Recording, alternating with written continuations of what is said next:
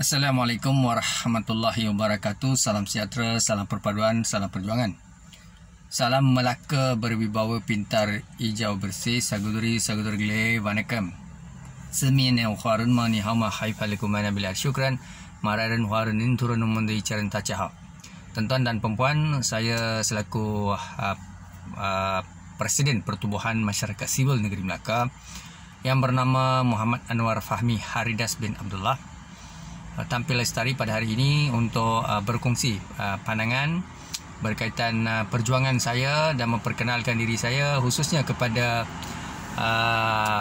netizen dan juga pemimpin-pemimpin yang mungkin kurang mengenali saya dan masyarakat yang sedia ada tentang peranan saya di dalam mengangkat pelbagai isu masyarakat akar umbi, termasuk masalah-masalah orang Melayu, orang Cina, orang India, Sabah, Sarawak, Kadazan, Melanau, Portugis. Tuan-tuan akan tanya saya, adakah Sabah, Sarawak saya bantu? Saya bantu tuan-tuan ya. Saya ada rekod dan saya ada surat menyurat dan surat bersama pemimpin dan siapa saja.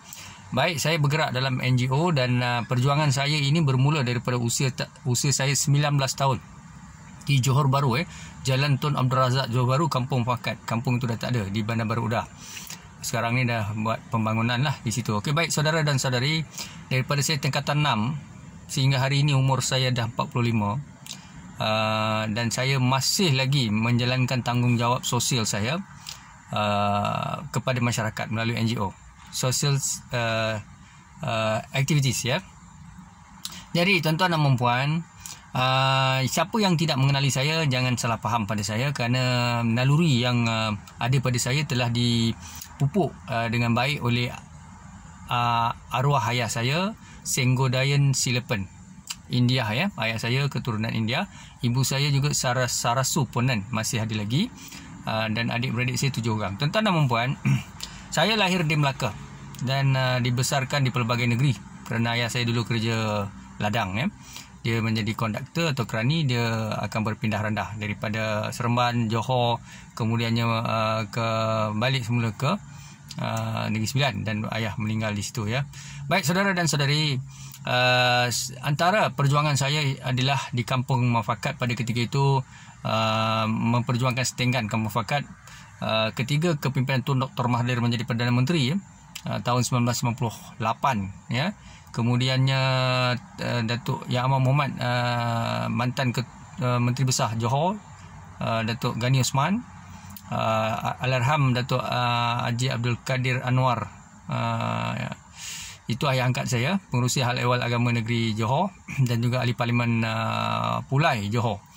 Pada ketika itu panjang cerita ya, macam mana saya memperjuangkan setinggan Kampung Fakat untuk mendapatkan bekalan air, api dan seterusnya dapat ya, dengan bantuan Tun Mahathir. TNB datang selepuk pasang dalam seminggu hanya dengan surat yang saya hantar. Bukan saya hebat sangat tetapi Allah Ta'ala ni, Tuhan ni tuan-tuan Tuhan beri saya kemampuan untuk berfikir, menyusun strategi, menulis dan mengangkat masalah karumbi. Ini saya buat daripada tahun 1994. Itu Kampung Fakat Akhirnya Kampung Fakat itu dapat penempatan semula daripada setinggan kepada apartmen rumah yang cantik di Jalan Tun Razak lah kalau nak pergi Jabatan Pendidikan Johor. Dan saya dapat juga rumah tapi saya tak ambil Sebab apa saya tak ambil? Ini integrity accountability. Saya nak pesan pada tuan-tuan saya tak pernah amalkan rasuah. Integriti saya tinggi dan accountability saya tinggi Walaupun saya dapat rumah dan sebagainya, memang saya duduk di Johor hampir 11 tahun tetapi saya tak ambil. Saya hanya perjuangkan untuk kawan-kawan saya dan juga rakyat negeri Johor di situ, dan mereka dapatlah dan saya tolak kerana saya telah berhijrah ke Putrajaya pada ketika itu.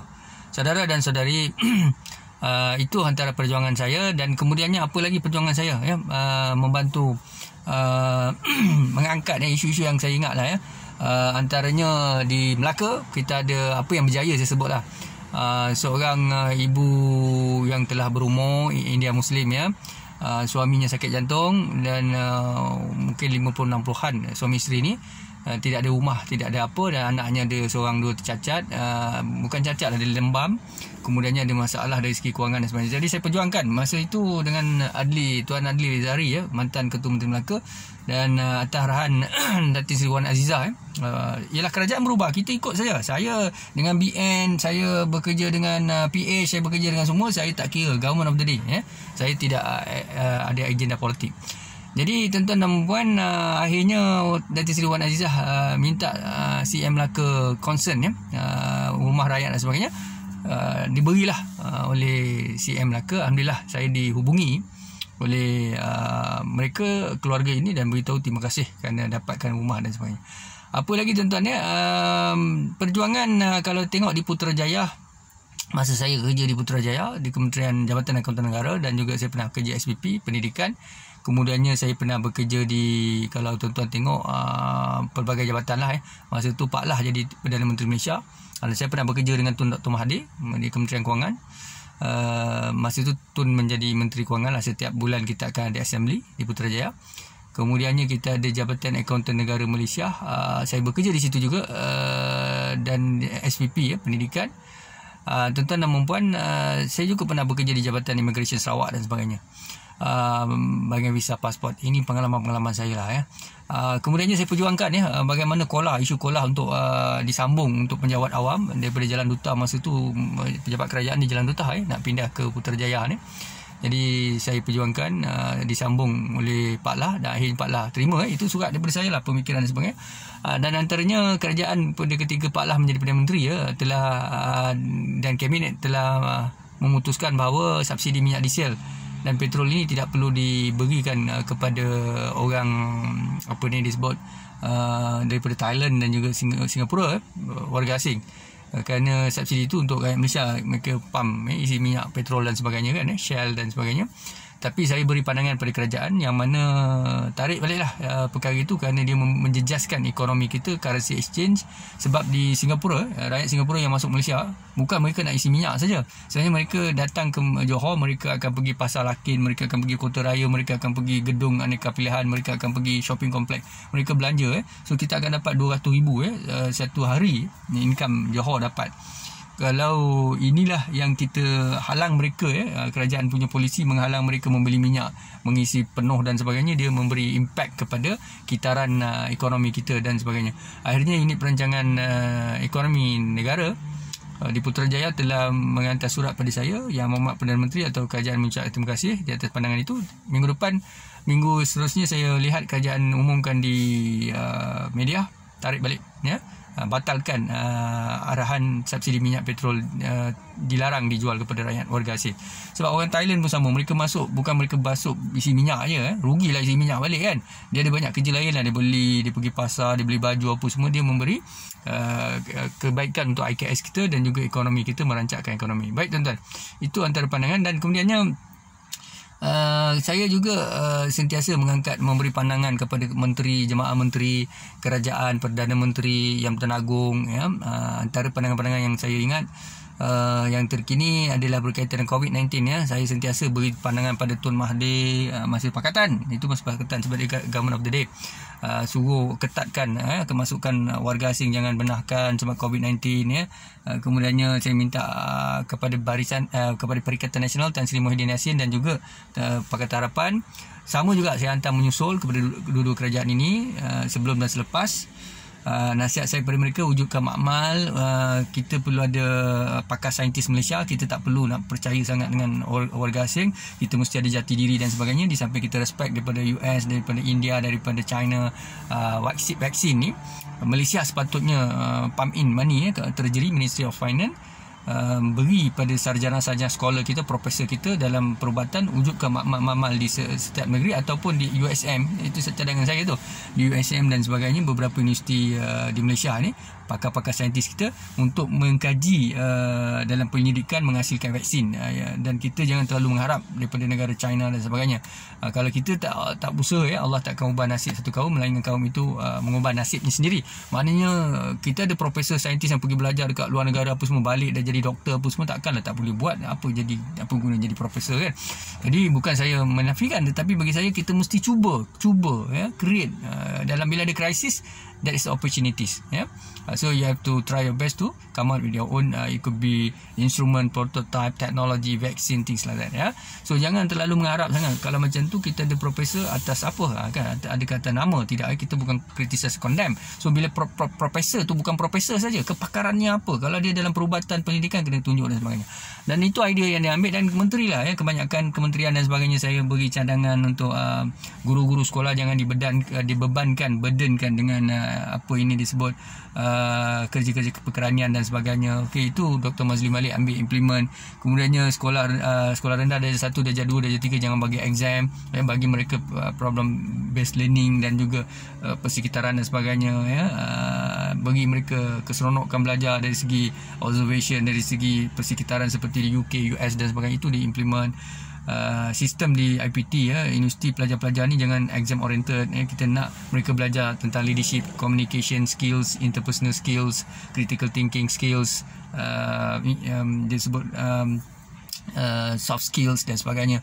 So, jangan CGPA saja fokus, exam for flat dan sebagainya. Bila jadi pegawai, jadi CEO pada masa depan, mereka tidak boleh handle a crisis, things like that, dan mereka tidak boleh menjadi pemimpin yang baik kerana mereka hanya pandai dari segi akademik, tapi dari segi pengurusan krisis, dari segi komunikasi, kemanusiaan, dari segi psikologi, dari segi animation, dari segi technical subject, dia tak tahu apa-apa. Jadi kita perlu a good leader, dia ada package dan sebagainya. Saya juga mencadangkan kepada kerajaan supaya untuk khususnya umat Islam, saya cadangkan sebab ada banyak kes integriti rasuah, kes rogol, kes zina dan sebagainya.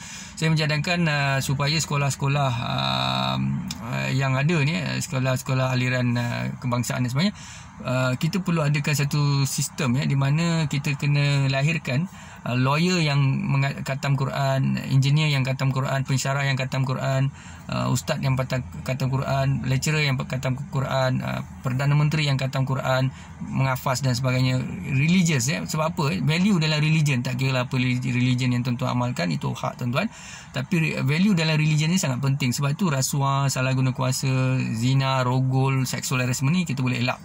Sebab itulah tuan-tuan, kita ni tak sempurna. We throw the ball to the wall, the ball bounce back to me. So to us lah. So sebab itulah kita kena jangan rasa kita bagus sangat, tetapi kita sharing knowledge ni untuk kebaikan. Tuan-tuan ni tak ada siapa yang perfect. Manusia yang perfect tu malaikat sajalah, bukan manusia. Jadi tuan-tuan dan puan, bila kita ada accountant, doktor, lawyer, Perdana Menteri yang ada agama yang kuat, value yang kuat, mereka tak akan buat rasuah, integriti dan sebagainya. Baik, saya juga seorang yang sentiasa memperjuangkan pelbagai isu lah, isu-isu anak-anak yang anak Cina, contoh sebagai contoh, di Durian Tunggal, anak tu dapat dalam 13A tapi tak dapat masuk matrik dan sebagainya. Saya angkat isu itu kepada Dr. Mazli Malik, KPT. Saya kata apa keadilan ni, sebab dalam Islam Nabi menjadi ketua kabilah di kerajaan Madinah, Akabah 1, Akabah 2, perjanjian Madinah, di mana orang Islam dan bukan Islam diberi keadilan. Nabi orang Islam, dia jadi pemimpin, tapi dia akhlaknya bagus, akhlak Al-Quran, akhlak yang baik, lestari, membantu orang Islam dan bukan Islam, bagi keadilan ekonomi, pengagihan, harta, kenikmatan, semua bangsa dapat. Bangsa Muhajirin, Ansar, golongan musyrikin, golongan Yahudi, golongan Islam, semua dapat fair and equal. Itu Muhammad SAW. Jadi saya beritahu kepada kerajaan Malaysia, Dr. Mazli Malik, Tun Mahathir, saya pesan, saya kata anak Cina ni dapat 11A, kenapa tak dapat matrikulasi? Jadi kita janganlah buat macam tu. Kita nak anak Melayu, anak Cina, anak India, Sabah, Sarawak, Kadazan, Portugis asli di Malaysia, yang intelektual, yang bagus, yang cemerlang, bagi masuk universiti. Yang tak berapa cemerlang, sederhana, kita masuk technical, vocational dan sebagainya, politeknik dan sebagainya. Tuan-tuan dan perempuan, itulah perjuangan saya, integriti saya. Tidak tengok kulit, saya tidak tengok bangsa, kaum dan sebagainya. Apa yang Allah suruh dalam Al-Quran, seperti mana yang saya faham, Tuan-tuan ada Bible, tuan-tuan ada kitab-kitab tuan-tuan, Islam pun ada Al-Quran. Jadi tuan-tuan follow. Sebab itulah saya kata, apa yang Tuhan kata kita kena buat. Jangan pula kita kata Tuhan pula yang dengar. Ini tak betul.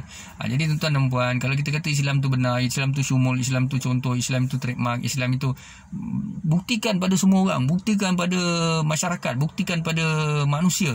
Jangan pula Islam, Allah firman lain, Al-Quran sebut benda yang sepatutnya, tapi kita hipokrit, kita buat benda lain. Tak boleh lah macam tu. Tapi saya juga seorang yang menghormati Raja-Raja Melayu, Akta Polis 1967, sistem kedaulatan dalam negara, Perlembagaan Persekutuan, itu cukup tinggi, cukup saya pegang. Jadi tuan-tuan dan puan, banyaklah isu-isu yang saya angkat kepada kerajaan, termasuk AES. AES dulu tu kan yang tembak-tembak kat jalan, saya kata menyusahkan rakyat. Memanglah bentuk baik, tetapi bila you tembak 3-4 saman, padahal orang tu nak renew lotek insurans dah tak boleh. Jadi dia tak mampu, kadang-kadang hutang dia banyak sangat sebab AES dia 45, akhirnya dia tak renew. Accident dia mati kata. Lepas tu tak boleh nak claim insurans dan sebagainya. Jadi saya rasa ni burden kan. Dan saya tengok menteri pada ketika itu, saya hantar pada menteri, saya tengok menteri tangguhkan Tan Sri Yang Muhammad Isyamuddin, masa tu Menteri Pertahanan. Saya ingat lagi lah, banyak pandangan saya bagi kepada banyak pemimpin dan sebagainya. Tuan-tuan dan puan, ada pihak tanya, budak ni siapa? Budak ni siapa? Aku kenal budak ni kau kenal. Jadi tuan-tuan nak kenal saya. Dan sekarang ni Taman Malim, Taman Malim Permai Melaka, rumah condong saya perjuangkan bersama karya, dan saya pun letak diri saya di situ sebab saya anak negeri Melaka. Memang saya pun duduk dalam jatuh kuasa sebagai penasihat NGO dan sebagainya. Kami sedang perjuangkan hampir 25 tahun rumah condong ini. Dia rumah condong, dia banjir, lepas tu najis naik, air kumbahan, dia punya siling rosak, pecah, struktur rumah tu dah condong, nak rebah, nak sembah bumi, nak rakyat di situ atau penduduk di situ, karya di situ takut, bimbang, siapa yang, tapi mereka tak ada pilihan, loan banyak, hutang banyak, nak pergi mana, mereka duduk di situ, mereka buat aduan, merayu dan sebagainya, tidak ada layanan secara serius. Memanglah sebelum ni memang ada YB Adlizari menyatakan bahawa beliau akan beri dua pilihan, satu nak buat penempatan semula rumah tempat lain, ataupun robohkan, tapi tak sempat Adli pegang kuasa, kerajaan berubah. Jadi sekarang Kerajaan Perikatan Nasional. Kami tak berpolitik, kami tak berminat kepada politik. Cuma yang kami nak sebut di sini, siapa jadi kerajaan kami ikut saja, kami sokong. Jadi government of the day. So sekarang Perikatan Nasional di bawah Yang Amat Berhormat Datuk Seri Dr. Sulaiman Muhammad Ali. Jadi kita pun positif lah dengan TYT Melaka. Saya selalu sebutlah Datuk Datuk Seri Ali Rustam, Dr. Ali Rustam. Jadi banyak benda lah tuan-tuan saya nak sebut. Apa yang saya lakukan di sini adalah untuk membantu rakyat. Saya sebenarnya buat kerja wakil rakyat. Saya nak terus terang lah tuan-tuan. Tuan-tuan tengok wakil rakyat tu buat kerja macam tu lah saya buat. Macam adun dengan ahli parlimen. Saya dah buat kerja ni lama. Macam-macam isu rakyat lah, ibu tunggal, orang susah, penyakit, tak ada rumah nak pindah, masalah IC yang betul-betul yang genuine, bukan ini yang lahir sini mak ayah orang Malaysia, anak tak dapat warga negara. Ini sangat kelakar. Jadi benda-benda macam ni kita angkat lah, kita perjuangkan, tetapi ikut saluran undang-undang, tidak ada rasuah, tidak ada amalan-amalan apa-apa. Jadi hanya menggunakan paradigm, akal dan niat dan sebagainya. Tuan-tuan dan puan, sampai hari ni saya perjuangkan, dan kes yang terkini banyak jugalah, antaranya adalah rumah condong, dan saya sedang fight dengan masyarakat di situ kepada kerajaan untuk kebaikan, tapi kita ikut saluran yang betul. Kemudiannya saya juga sangat tegas dari segi sistem penyampaian kerajaan, federal, state, local government. Saya memberi pandangan, kertas cadangan, kertas kerja dan sebagainya kepada PMO, kepada menteri, jemaah menteri, kepada state, local government, kepada federal government dan sebagainya. Integriti saya cukup tinggi tuan-tuan. Bila saya sebut, ada orang suka, ada orang tak suka, itu biasalah. Tapi apapun, itulah saya perkenalkan diri saya. Saya pun tak pernah dapat Datuk Datin, gelaran apa-apa. Cuma pada ketika itu saya rasa dalam 7 tahun lepas, Tun Datuk Ali Rustam ni pernah bagi saya BKT, Bintang Khidmat Terpuji. Itu je lah. Bukan saya mengharapkan, lepas ni mengharap tidak. Ada orang katalah kita ni mengharap tu, dan saya sebenarnya saya tak dapat satu sen. Dan saya nak beritahu satu YB di negeri saya jugalah. Saya susah, kadang-kadang saya tak ada kenderaan dan sebagainya, kenderaan saya rosak. Jadi dia nak jual kenderaan dia ada banyak lah, 2-3 kenderaan yang lama, so dia nak jual yang 3,000. Saya pula memerlukan sangat nak pergi rumah orang, nak bantu orang dan sebagainya. Tuan-tuan bayangkan wakil rakyat ni, saya minta dengan dia jual pada saya 1,000 lebih ke 1,000 macam tu lah ya, sebab dia jual 3,000, tapi saya minta tolong sebab saya buat kerja NGO dan sebagainya. Sampai hati dia dia janji dengan saya dia nak bagi, tapi dia tak bagi ya. Akhir siapa tak tahu cocok dia apa semua, dia tak bagi.